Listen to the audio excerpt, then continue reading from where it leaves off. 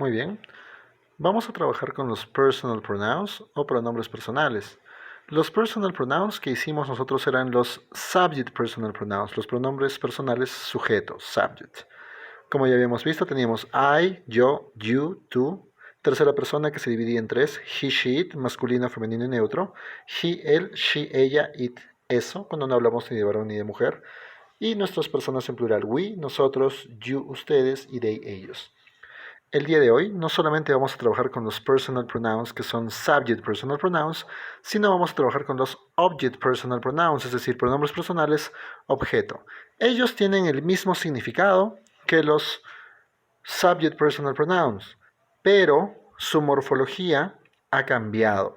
¿Por qué? Porque nosotros los vamos a utilizar dentro de la oración después del verbo.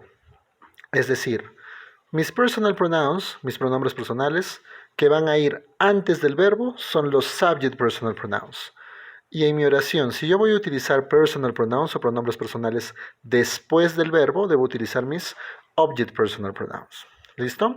Tenemos algunos ejemplos. Voy a trabajar con Joseph y tengo work, verbo trabajar, pero como sé que es tercera persona Joseph, estoy hablando de él, le agrego ese al verbo y digo Joseph works with Susan. Joseph trabaja con Susan. Reemplazo. Antes del verbo yo voy a reemplazar mi sujeto con un pronombre personal sujeto, ¿cierto? Y yo digo, para él utilizo he. He works with Susan. Ahora, mi verbo está acá. Yo tengo mi sujeto a este lado.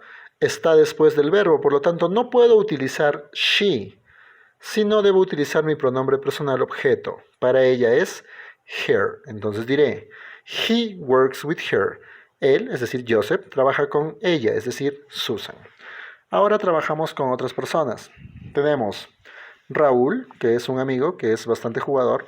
Raúl loves. Y tenemos Anne, Victoria and Sam. Le estoy agregando ese al verbo porque Raúl es tercera persona y decimos Raúl ama a Anne, Victoria and Sam.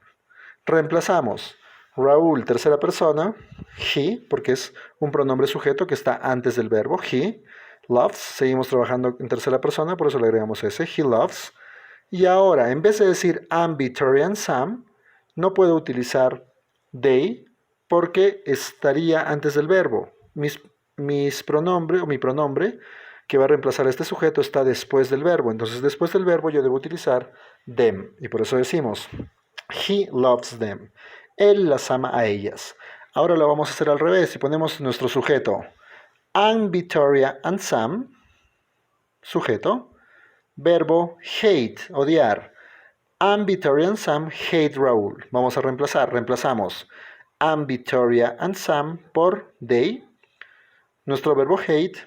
Y para Raúl ya no podemos decir he porque está después del verbo y después del verbo debo utilizar mis pronombres objeto. Por lo tanto diré they hate him. Ellas lo odian a él.